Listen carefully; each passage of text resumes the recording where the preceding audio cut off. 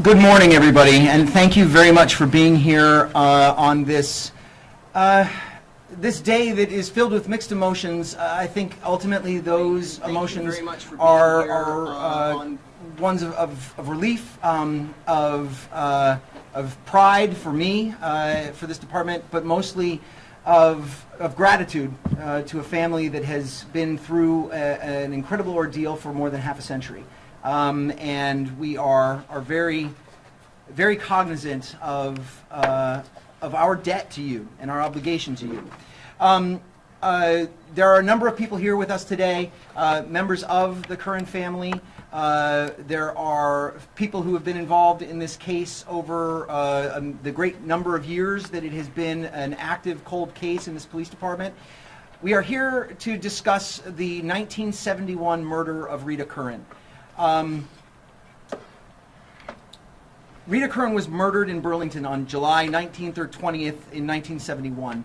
That's 18,844 days ago, more than half a century. She was a teacher and a singer and a giver, and she was loved. And the random violence of her murder left a stain on our community, and it devastated her family. And for 50 years, they have waited for justice. Rita's parents died waiting for it. Through all those years, the men and women of the Burlington Police Department have never stopped seeking it on their behalf. Cops see a lot of death, but they know that it's nothing compared to what the families of the lost experienced. There is a line from Robert Frost about the loss of a child. The nearest friends can go with anyone to death and come so far short they might as well not try to go at all. No one but the Curran family truly knows, the loss that they have suffered. But for generations, this police department, and most recently, Lieutenant Detective Commander Jim Trieb and his team, this case has always been about the Curran family. A few years ago, Lieutenant Trieb reopened this case. He decided to abandon an older way of addressing cold cases in which one detective would be assigned to work the case alone when he or she had free time, and instead he created a plan to select a case and treat it like the crime had just been committed and put a team effort on it. And this meant multiple detectives and technicians examining reports and physical evidence and thinking about the case together. And you'll hear more about this from Lieutenant Trieb directly shortly. He will tell you about a remarkable closure, something that shows that this detective unit is the equal of any in the nation and any in the world. And it can't be forgotten that they worked this case while simultaneously addressing three of the most busiest years from an investigatory standpoint in our city's history. 6 murders, all of them solved, nearly 24 shootings, 52 gunfire incidents, even as they continue to work this case. That said, what our detectives have done was only possible because of the incredible thorough initial response all those years ago, and the work of successive generations of detectives who have worked this case, kept it alive, both in our institutional memory and with the family. In 1971, detectives documented witnesses and statements. They saw where things were found. They recorded in what condition. All of that was instrumental to what was done here. They took and preserved items whose eventual scientific value they had no way of knowing. And decades later, a cigarette butt recovered at the scene generated a DNA profile. Good detective work ensured that the profile could be connected to a suspect.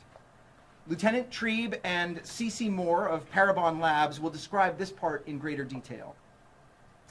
Our suspect's name, William DeRoos. He was a 31-year-old man who lived upstairs with his wife, Michelle.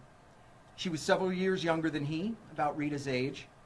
And on the night of July 19th, 1971, they had been married only 2 weeks. They had a quarrel. William DeRoos left for a cool-down walk. The next morning, when police knocked on the couple's door to ask if they had heard anything the night before, Michelle said no. She said nothing about the quarrel or the walk. The husband and wife gave each other alibis. 5 decades later, she told our detectives a different story, the truth. But there will always be unanswered questions. Did she know? Did she hear? Lieutenant Dick Bolio's report said that Rita put up a vicious struggle, and that is his quote. She fought for her life 2 floors below the DeRoos. Shortly after the murder, William DeRoos moved to Thailand and became a Buddhist monk. Michelle barely ever saw him again. Today, William DeRoos would be 83, but there is not a cop in this building who would not happily put handcuffs on him. Instead, he died in San Francisco in 1986, 15 years after murdering Rita. He was 46, and he died of acute morphine poisoning. We have cause to believe that he continued to hurt people, to be a dangerous person, although there is no evidence of anything as horrific as his murder of Rita Curran. In 1991, another unrelated killing rocked Vermont. Patricia Scoville was murdered in Stowe. Her parents lobbied for Vermont to join the National Combined DNA Index System, or CODIS, in 1998. And 10 years later, that resulted in the identification and conviction of the man who had murdered her.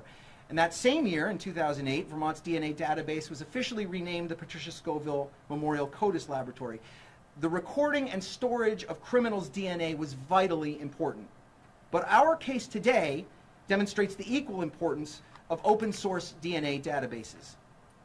When someone doing an ancestry or genealogy swab checks the box saying that it's okay for law enforcement to use this, they are helping solve murders. They are bringing evildoers to justice. They are delivering closure to families.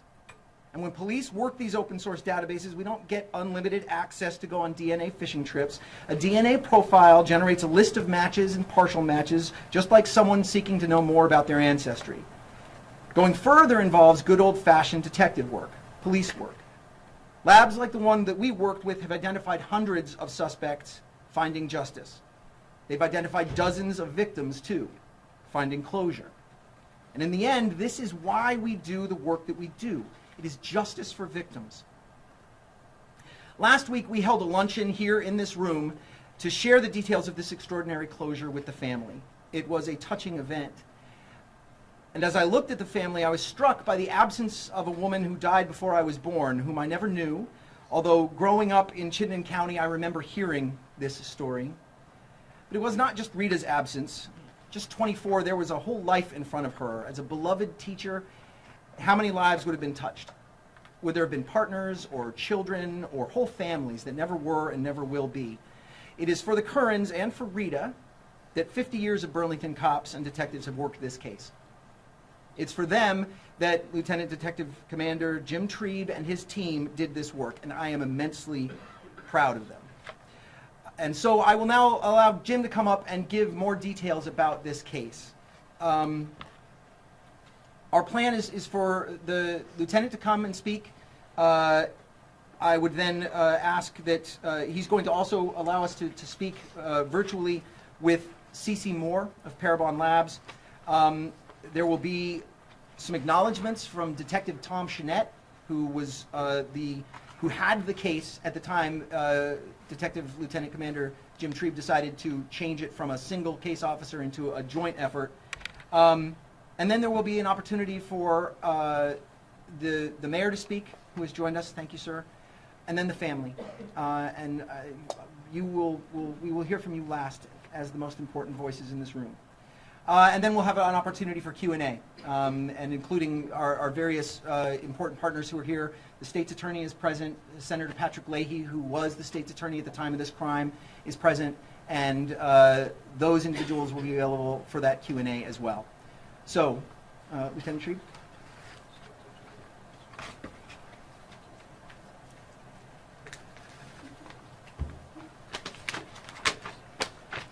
Good morning, and thank you all for being here. I'm Detective Lieutenant James Trebe. I'm the commander of the Detective Service Bureau here at Burlington PD.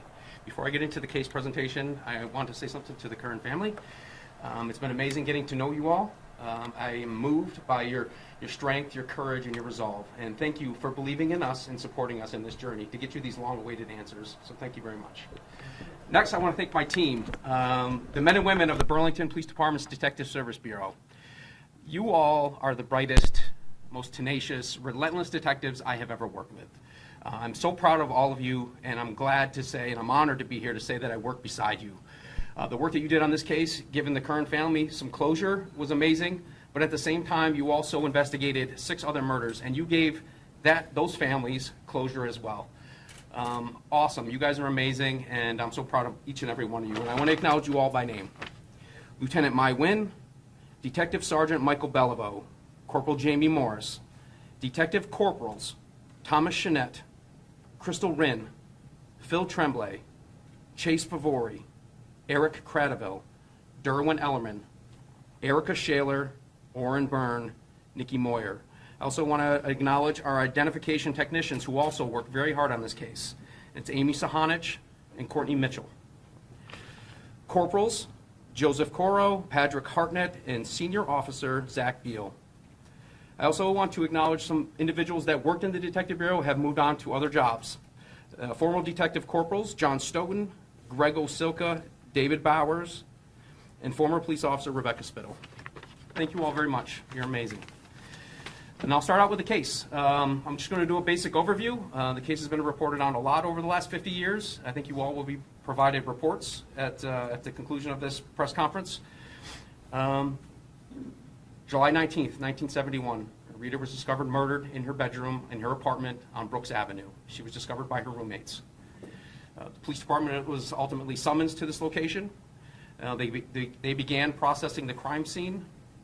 An important part of that processing, and I'm still amazed today after all these years, what they were focused on, and they actually collected a lot of stuff way ahead of their time, and one of those items being a cigarette butt. This cigarette butt was discovered next to Rita's right arm. The cigarette butt hadn't been crushed or put out, it had been dropped there, and and there was ash found next to her right arm between her body along with the cigarette butt, concluding that the cigarette butt had been dropped there and burned out on the floor next to her body. At the time, it was a Lark cigarette butt, and that's all they had. It was just a brand name, but they collected it anyway, not knowing what DNA was going to be for another 15 years. That cigarette butt sat in evidence for over 40 years, and in 2014, a retired detective, his name was Jeff Beerworth, was working the case. He submitted that cigarette butt to the office of the Chief Medical Examiner's office in New York City for DNA processing. And they were able to extract a male DNA profile from that cigarette butt. That cigarette butt DNA was put into CODIS, and we never got a hit from that, meaning that the suspect, or the donor of that cigarette butt, had never been convicted of a felony, and his DNA was not entered into CODIS. Jeff, over the years following that, basically methodically, gumshoe detective worked down that suspect list, getting DNA to try to rule people out from that cigarette butt DNA. He ended up retiring, and shortly after that, we decided to pick up the case, and as Chief laid out, we decided to do it as a team. We were going to finish this case as a team, and we were going to throw everything at it. It had been 51 years, and the family had been waiting a long time to get some answers, and when I met with the family, I made a promise to them. I told them, at the end of this, we were either going to have an answer for them, one way or the other, whether it was solvable or it was not solvable, but they were going to have an answer once and for all. We took 3 different approaches to this. A lot of it was going to be about forensic evidence. They collected a lot of evidence, and we were going to use that to our advantage. We were going to contract with a lab. We were going to do some new testing with DNA. There was some cutting-edge stuff that was out there, and we ended up contracting with a lab out of Florida, DNA Labs International, and they were using a machine called the MVAC. It's going to be a rudimentary description of what the MVAC actually is. I'm probably not going to do it justice. But basically, it's saturating a surface, clothing with sterile solution, and ultimately sucking it up with like a jet vac style instrument into a storage tank, where they will ultimately separate the DNA and examine it. We decided that there was some evidence in this case that we thought that we could send off to DNA Labs and have it retested after all these years to see if we could develop a DNA profile of our suspect. That was one part of it. The second part was we were going to reopen the victimology. We were going to go through and scour through all the reports, and we were going to identify anybody that was close to Rita, and any name that was in that box, we added it to our suspect pool. Anybody that was close to the scene. One individual was close, and his name was William DeRoos, and he lived up on the 3rd floor of the same building. He had been contacted 3 times by police, gave an alibi. He and his wife alibied each other that they were home all night, didn't hear anything, didn't see anything. We were going to leave anything to chance. He was on our list. And we did that with a lot of people. We cast a wide net, and we were going to see what we can come up with. Third part of that is we knew we had a DNA extract from the cigarette butt that Detective Beerworth was able to develop. We were thinking about doing some genealogy, and probably about 7 years before this case started, I remember seeing a documentary where a genealogist researcher Cece Moore, as it would be, was in the documentary, and she was talking about how they were doing this research to help law enforcement agencies across this country solve cold cases. And I was absolutely just amazed by the work she was doing. Never knowing that all these years later, she, as fate would have it, would end up being the person doing our case. So we ended up getting the extract. We sent it to Parabon Labs, and they had to resequence it to have it entered into an open source DNA database, family tree and GEDmatch. And as Chief pointed out, the unsung heroes in this investigation are all those people who opted to allow law enforcement to look at their DNA for the purposes of solving these cases. And that's what happened in this case. And Cece Moore, I believe, is here with us. And I'm going to let her speak to her research on the cigarette butt extract.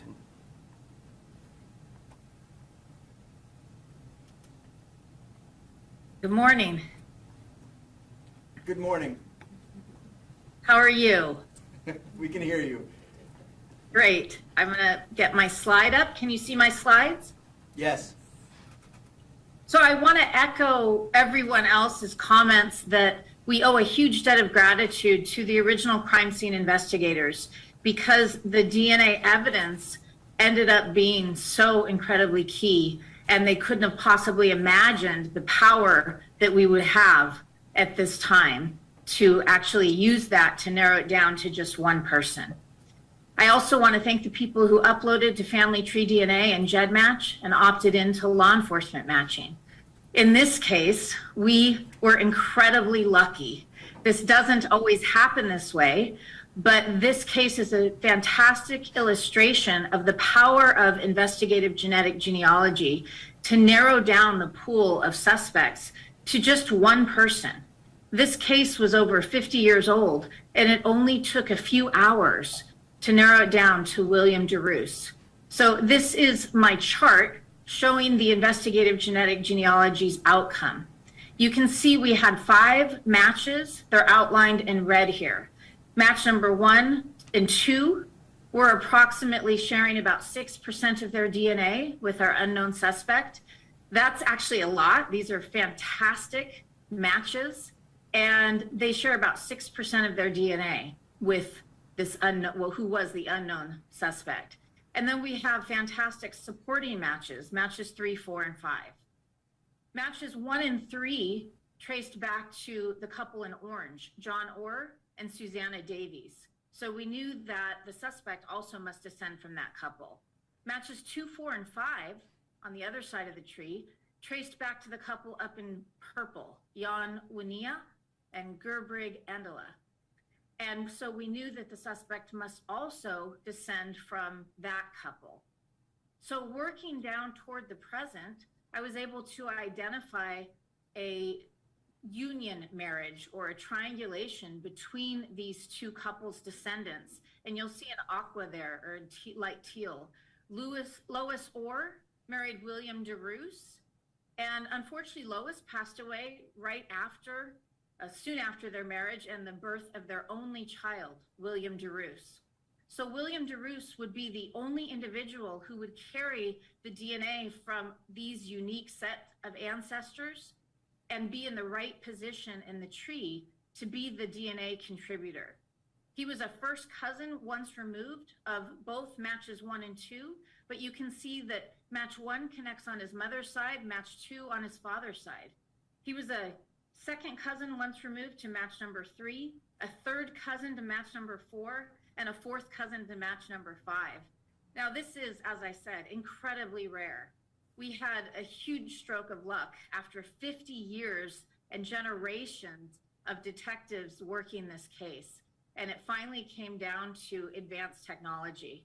And so the Burlington Police Department and Detective Trebe really we owe them a big debt of gratitude as well for being willing to embrace this advanced technology. Now, when I was working this case and it narrowed down to William DeRoos, at first I was confused because he wasn't from Burlington, but public records are so important in these types of cases, and I pretty quickly was able to find this marriage record. William Richard DeRoos marrying in Burlington, Vermont in July of 1971. Well, this was pretty incredible because it put him in the same area of the crime within only about 2 weeks of Rita's murder. And even more shocking was his address that was documented here, 15 Brooks Avenue, showing that he was living in the same building. And so this was really an incredible find, and it tied him very solidly to the place of the crime at the time of the crime. I really want to thank Burlington Police Department for allowing my team and I at Parabon to be part of this investigation. Our hearts go out to Rita's family. When we're working these cases, we're thinking about you all the time. And we really want to thank everybody involved in this case and for sticking with it long enough that we could be part of it. Thank you so much for having me. Thank you. Thank you, Cece. Well, as you can imagine, after hearing that information, he jumped to the top of our list as our main suspect. We knew, doing some research, that his wife at the time of the murder was still alive. We sent 2 detectives to the West Coast to interview her, and she was cooperative and gave us an interesting statement that filled in a lot of gaps that we didn't have. She met William DeRoos in San Francisco, ultimately moving to Burlington because her family was here. They had been living at that address on Brooks Avenue for approximately 2 months. While living there, they were discussing their life plans. They were going to have a child together, and William was going to be a hairdresser or a barber, and he was going to start a barber shop in Burlington. They were discussing these plans. They were married about 2 weeks before the murder. The night of the murder, she tells us that they get into an argument and that William leaves the residence. So he doesn't have an alibi at the time of the murder. He was gone. He ultimately returns back to the residence at some point later in the evening after she's gone to sleep. The next morning, police officers are knocking on their door, and when she first learns for the first time that someone was murdered downstairs, they lied to the police department. They told, William DeRoos told the police officers that they were home. They didn't hear anything and didn't see anything. And immediately upon closing the door, he turned to Michelle and asked her and told her that if the police ever showed up again, she was to tell him that he was home all night because he had a criminal history, and if they knew he was out, they would come after him for this. And she believed him, and she kept that lie up 3 times. Immediately after the murder, the plans, these life plans of having a child in a barbershop, they dissipate, they disappear. Within a short period of time, he wants to run away and go to Thailand to become a Buddhist monk, which he ultimately does and leaves his wife behind. She ends up going over there in the spring. They contact each other briefly, and the marriage ends. We also found out that he was married to another wife. He kind of drops off the radar for a little while and then shows back up in San Francisco in 1974, where he meets his next wife. Her name is Sarah. We interviewed her as well. She said that she met him at a Zen lounge in San Francisco. She described him as being a guru. He was going by the name Dutch at the time. They fell in love. They ended up getting married.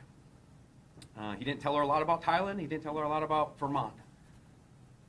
But when asked her about violence and did she ever witness anything, she was able to describe 2 incidents. One incident where they were meeting with a female friend, the 3 of them, they were talking, and unprovoked, William DeRoos took a pocket knife from his pocket and stabbed the female in the abdomen for no reason whatsoever. She was ultimately taken for medical care. He was arrested. He returned home the next day acting as if nothing had happened. When she asked him about it, he basically said, "Oh, I thought I stabbed you," and then went about his business. Later on in the relationship, they were at the kitchen table, they were having dinner, and for no reason he explodes and he attacks her. And he strangles her with both hands to the point of losing consciousness. And I will remind you all that Rita Kern, her cause of death was strangulation. She ends up leaving him, and the next we find out about him is he dies on a floor in a sleazy hotel in San Francisco of a drug overdose. The next part of this is the forensic evidence, and there's some more evidence that we uncovered. We contracted with DNA Labs International out of Florida to retest some of the clothing that we thought that the suspect had touched to see if we could get DNA after all these years. One of the things that we knew the suspect had touched was Rita's house coat. It had been forcibly ripped open, ripping all the buttons off. We ended up sending that house coat off to DNA Labs International along with other things, and they ultimately tested the front part of the house coat using the MVAC system. They ended up finding a mixture of at least 4 people on the front of her house coat. with at least one male. When they compared that mixture to Rita Kern's known DNA sample and William DeRousse's, the cigarette butt donor, they were able to conclude that it was 65,000 times more likely that that mixture contained Rita's DNA and William DeRousse's DNA, as opposed to Rita's DNA and 3 strangers. The standard was described as being strong support that William DeRousse's DNA was on her house coat. Basically, to recap everything, William DeRousse was living upstairs. The time of the murder, the window of opportunity was 70 minutes. To me, that's really important because that says that it was somebody close by, that they knew who was there and who wasn't there. And they took advantage of that opportunity. 2,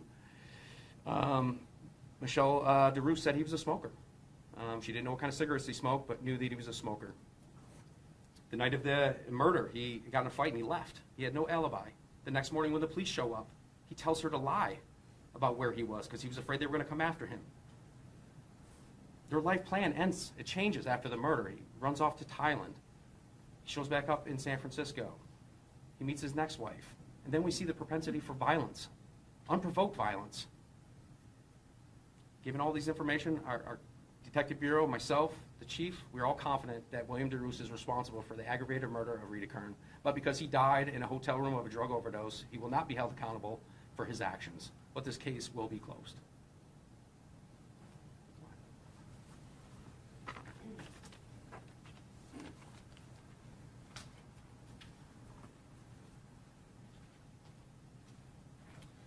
Hi there, my name is Tom Chenette. I was designated the lead detective on this case, but it truly took a village to solve.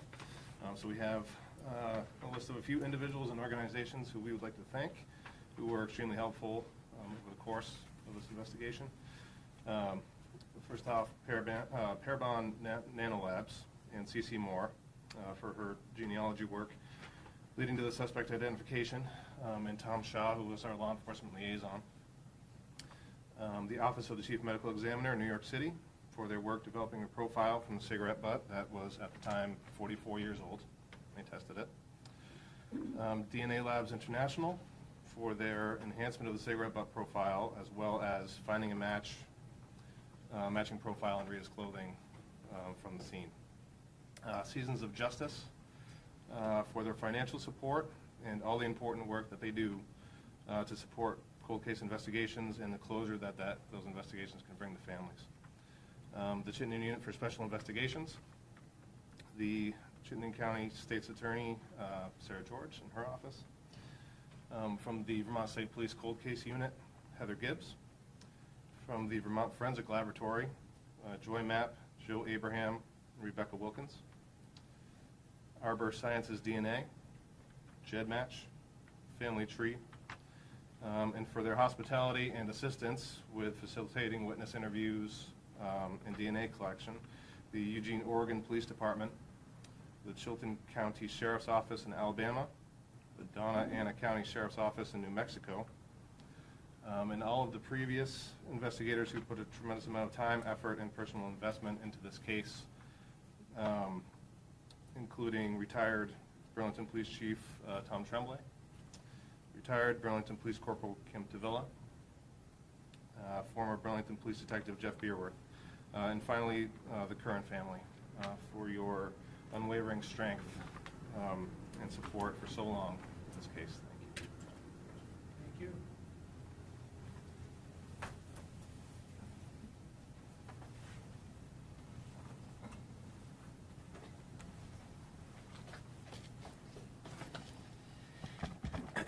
Good morning, everyone. This event brings us back to a terrible night for the city over 50 years ago when there was a really terrible, violent, random murder in this community. And that event has caused the Curran family so much pain and grief in this community, so much grief for many years. And it is it's painful to stand here with you and recognize that terrible loss. It is tragic that because of the death of the suspect, there will never be full accountability for what happened that night. I do hope that the work that the Burlington Police Department has done will bring some measure of resolution and closure to the family. We need to thank, the ability to do that is only possible because of generations of committed officers and law enforcement personnel who pursued this case so carefully and diligently for so long, beginning in the hours after Rita's death up until today. Lieutenant Trebe, thank you for walking us through the rigor with which the BPD pursued this case, and thank you for making that pledge to the family and making it possible for the city to make good on that today. It's only possible to get to this event because of those generations of rigorous work, maintaining the integrity of the investigation in the first critical hours, and doing that through the decades. The people of Burlington are fortunate to have a police department that is able to pursue that and deliver on the commitment that when a terrible event happens here in Burlington, we're going to do everything we can to make sure that there is ultimate accountability. Thank you, Chief, for organizing this event and for leading this effort. And thank you all for being here on this important day.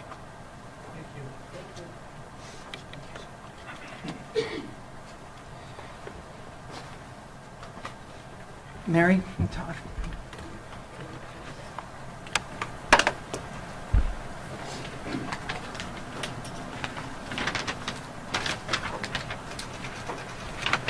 Good morning. Just a few days ago, we filled this room with about 60 detectives, Burlington Police Department staff, and my family. We had a nice lunch and shared stories.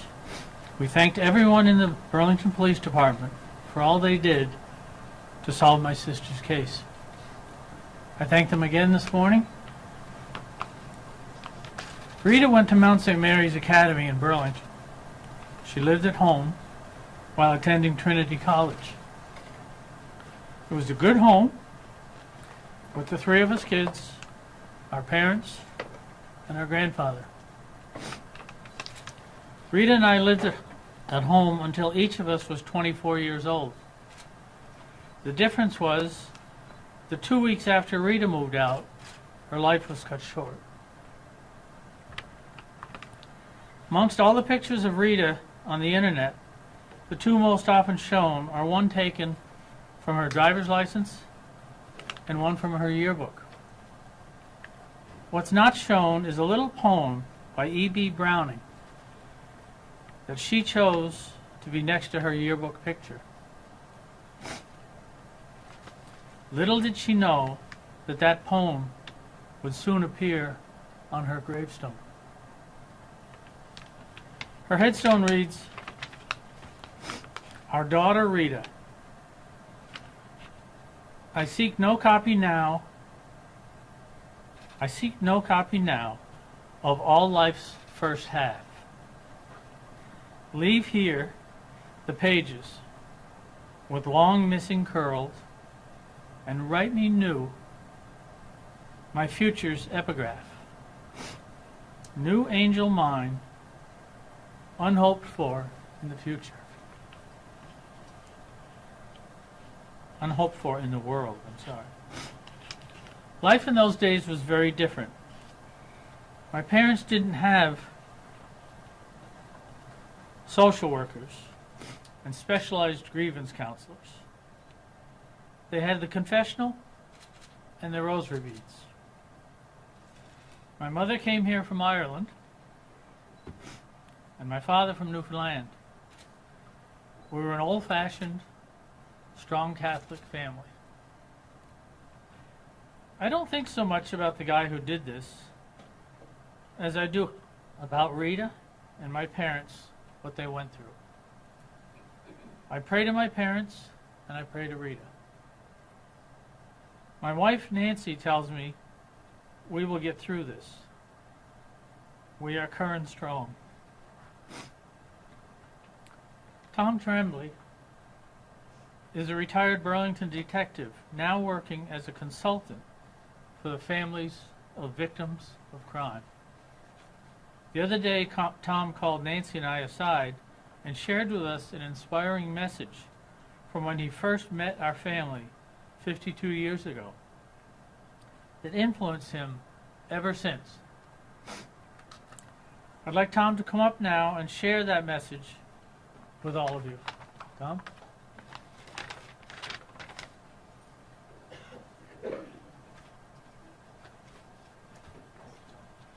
Thank you, Tom. It's already been said, the impact that this case had on so many generations of all of us. And I met with the Curran family very early on when I began investigating this case in the late 80s. And I think it was the power and the reverence of their voices. Power and the reverence of their voices, and mostly the voices of Rita's mom and dad, that many of us in this room carried with us through a career. It was a daily reminder of the trauma that crime victims and their families experienced, sometimes lifelong. But working this unsolved case, made us better police officers. It advanced our efforts at victim services and offender accountability. Furthermore, it advanced this department in a way to make us a more compassionate and more professional organization. And so this case has had its impacts, certainly on the family. And our hearts go out to you, as has been said today. But it has had a immeasurable impact on the professionalism of this organization and the women and men who represented it so well to this conclusion. Thank you, Tom. Thank you.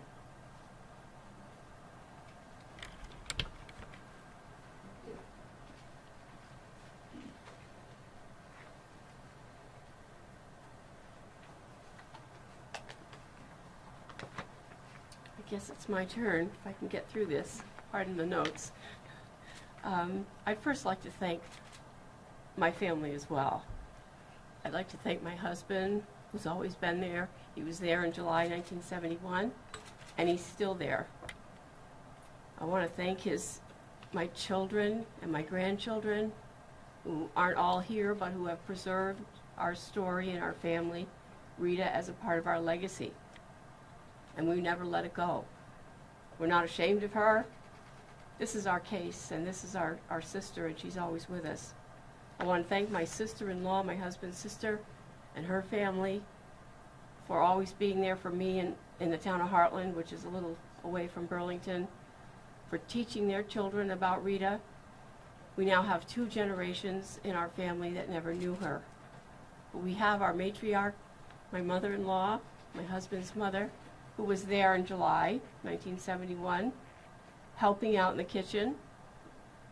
And she's here. She was here last week, and she's with us today. And she is our matriarch and our model. And she holds us all together. 3 years ago, a little over 3 years ago, at the onset of the investigation, I was introduced to Acting Chief John Murad. At that time, he looked me straight in the eye, which he can do, and he said, "Mrs. Campbell," and I'll paraphrase, "we're going to get to the bottom of this, of your sister's case.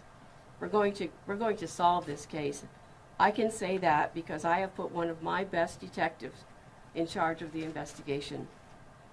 If anyone can solve this case, Jim Trebe can do it. But hold back. Jim Trebe is a team player, and he hasn't come over yet to remind me of that. We're happy that the chief's words came to fruition, but I know that Jim will deflect all accolades and personal achievements from him to his team. Jim Trebe is a team player, and his team did not disappoint him.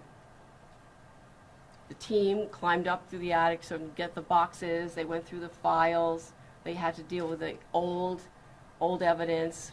old files, but they did it, and they worked together. It was the team who wrote the reports, documented the interviews, did the tests, did all the work and those laborious tasks. The team members left their family to travel, to have certain tests done and various interviews.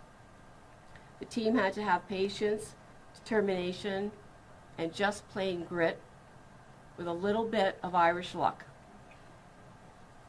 I'm so proud of the Burlington Police Department.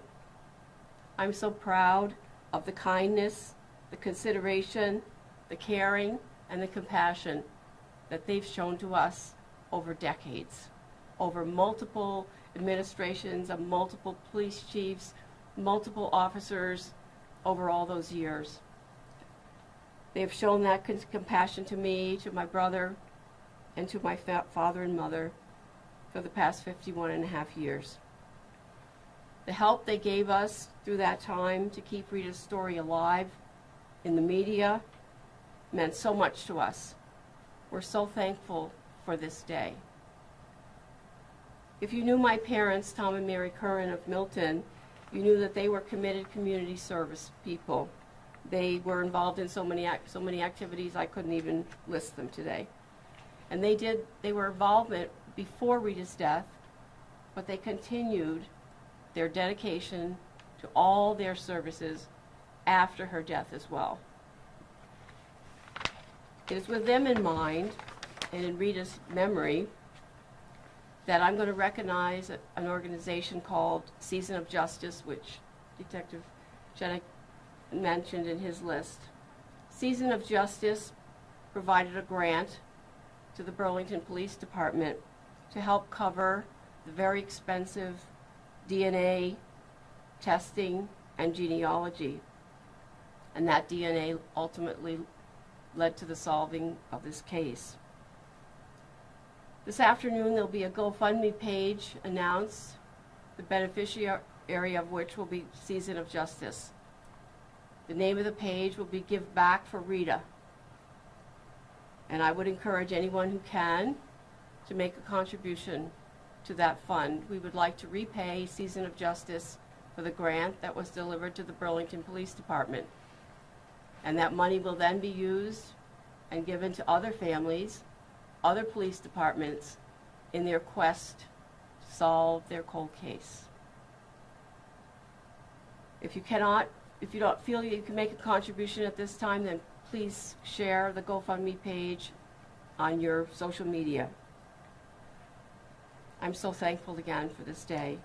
Again, the beneficiary is Season of Justice. The name of the GoFundMe page is Give Back for Rita. Thank you.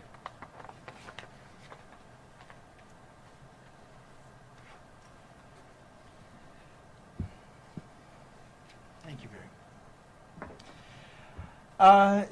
That concludes the formal presentation part, and we are now into a question and answer part for the media if there are questions. I think I'll stand and we can bring other individuals up as necessary if there are questions for individual members either of the team or of our political and community delegations or for the family. So we'll open it up for that. Yes? Can you spell the last name? And also, would the wife face any charges?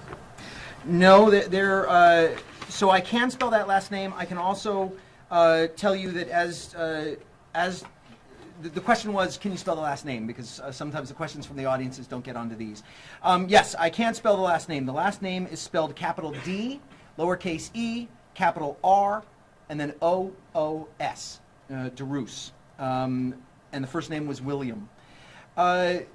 We will be distributing the report that was prepared. This report is essentially similar to an affidavit, but it is not, because ultimately there will be no charges presented to a court in this matter owing to the death of the suspect. It was, however, presented to the Chittenden County State's Attorney, and State's Attorney George reviewed it and agreed that it contained probable cause, and that is what allowed us to be able to make this public acknowledgement. and I'm certain she would be available for questions about that. But we'll be distributing that report.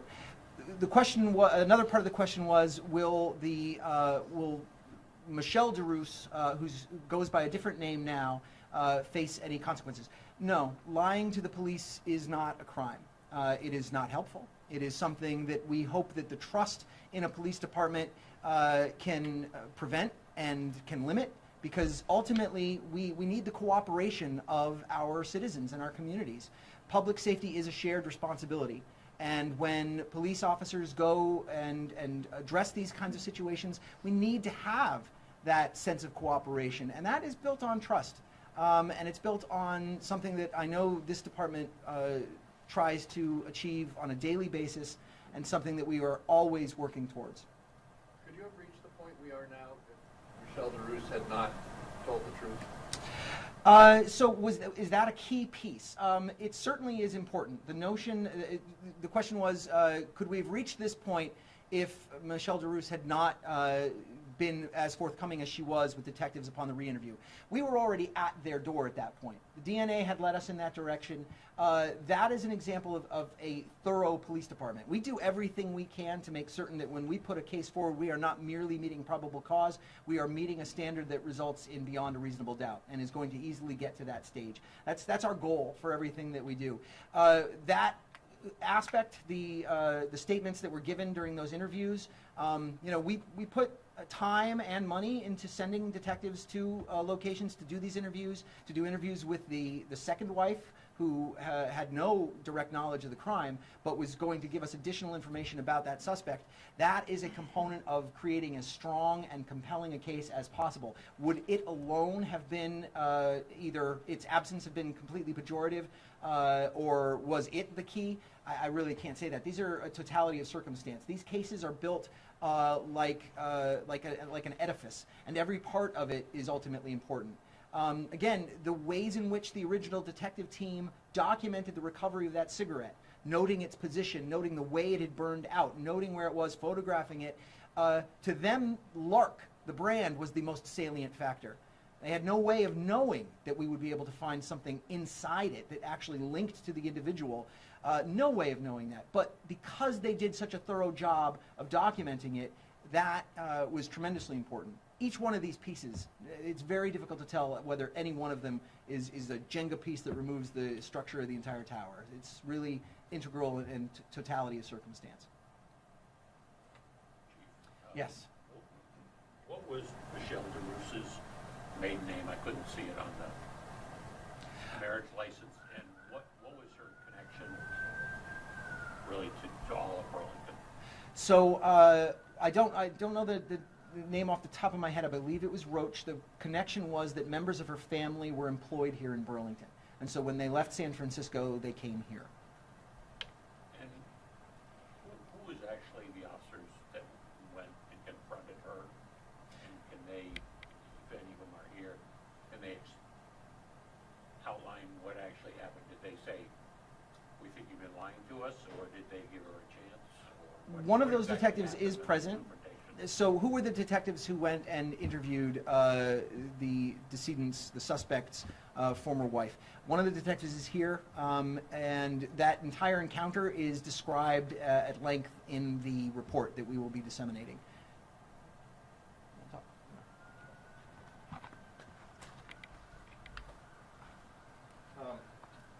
So in fairness to Michelle, I feel like I should probably clarify some points. She, even at the point where Detective Phil Tremblay and I went and spoke with her, I talked to her on 2 occasions. The second time was in person. We sat down for over 3 hours in this interview. And I truly do not believe that she was aware that she knew about the murder. I think she lied at the time because she was young, she was naive, she was newly married, and she was in love. I think she lied because he did have a criminal record that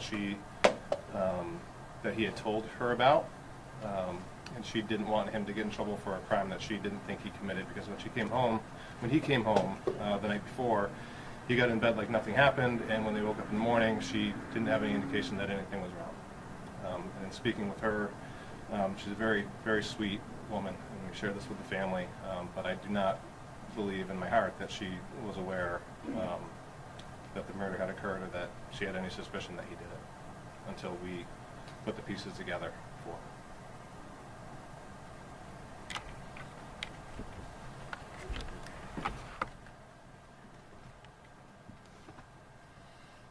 Okay. Thank you all for being here with us today. I think that there will be an opportunity to talk to others if you want to ask specific questions. But we are incredibly grateful to all of you for being here today, and to you, most of all, to the Curran family. Thank you very much. You just heard from the Burlington Acting Chief of Police, John Murad, at this press conference here, just about an hour or so, talking about that Rita Curran cold case. So that case, police now say, is solved. They've identified using DNA evidence obtained originally, they say, from a cigarette butt that was found next to Curran's body at her Burlington apartment. They say that he lived in the same building as Rita Curran, and William DeRoos now is dead. Police say that he died of a drug overdose a number of years ago.